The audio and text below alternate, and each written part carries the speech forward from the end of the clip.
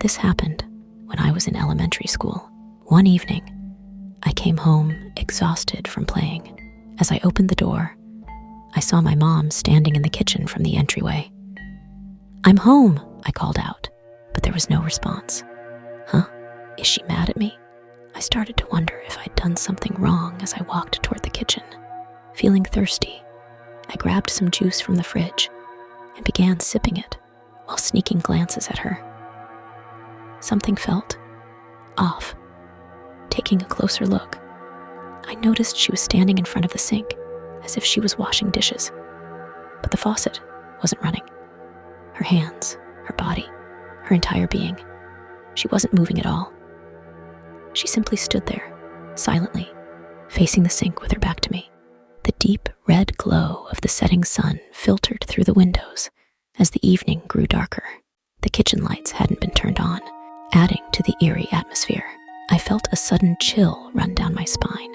Unable to stay there any longer, I left the kitchen and went to the living room to turn on the TV. That's when I heard a cheerful voice call out from the entryway, "I'm home." It was my mom, walking in as if nothing had happened. She explained that she'd been outside in the yard, tending to the flowers and vegetables.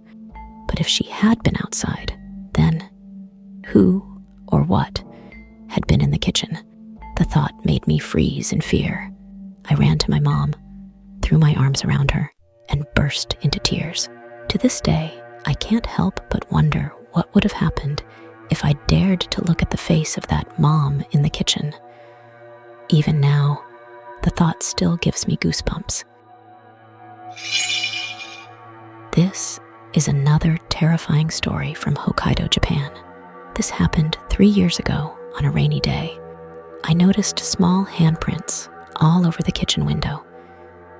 Were these made by my daughter? I wondered. I wiped at the prints, only to realize they were on the outside of the glass. There was nothing outside the window, no balcony, no ledge, nothing that could leave handprints there. And then it hit me. My apartment was labeled as being on the 5th floor, but it was actually the 4th. I lived in unit 505. In Hokkaido, it's not uncommon for buildings to skip the number 4, as it's considered unlucky. But ever since I noticed the handprints, I started to think about how my daughter had been playing with an invisible big sister lately. At first, I thought she was just entertaining herself, but the more I listened, the more it sounded like she was having a real conversation with someone. It was deeply unsettling. I asked her, "Honey, who are you talking to?" She answered, "Mommy, I'm talking to the big sister. Can't you see her?" We had already been planning to move, but this incident sped up our timeline. My mother and mother-in-law, who were childhood friends, both insisted we perform a cleansing ritual. I hadn't had any miscarriages or abortions, so I couldn't imagine my daughter having an older sister. But the priest conducting the ritual explained that children sometimes unintentionally attract such things.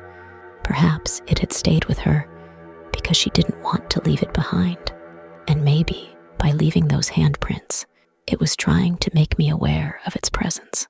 But really, that's such a terrifying way to make yourself known. When I told this story to friends, they froze for a moment, then burst into an awkward laugh. But for me, as someone who actually experienced it was genuinely terrifying. It all began with my daughter, who turned 3 this past June. Like many kids her age, she had imaginary friends. The ones she often mentioned were Mr. Panda, Mr. Tanuki, and Miss Rabbit. "She's still a baby, just like Mr. Panda," she would say. Or, "There was Mr. Tanuki, who scattered all the toys everywhere." but whenever she spoke about Miss Rabbit, it felt different. Thinking back, I realized she described Miss Rabbit with far more detail than the others. She's a big sister, so she's really good at using chopsticks. Or Miss Rabbit is on the balcony looking at flowers.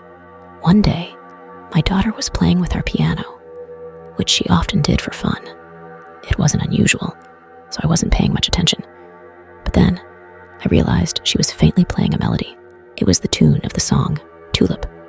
She'd never learned to play piano, and neither my wife nor I had taught her. Puzzled, I asked her how she learned it. It was Miss Rabbit who taught me. She replied cheerfully. At this point, I was already spooked. So I decided to ask, what does Miss Rabbit look like? She has long ears. That was expected. Like this? I showed her an illustrated cartoon bunny from a picture book. Nope. Then, like this? This time, I showed her a real photo of a rabbit. Not that either. I tried asking more questions, but my daughter's limited vocabulary made it hard for her to explain. She started to get frustrated, so I dropped the subject for the day. The only thing I managed to learn was that Miss Rabbit was black, not white. A few days later, my daughter came running toward me, bursting with excitement. This is it. She shouted, holding up a magazine. What is?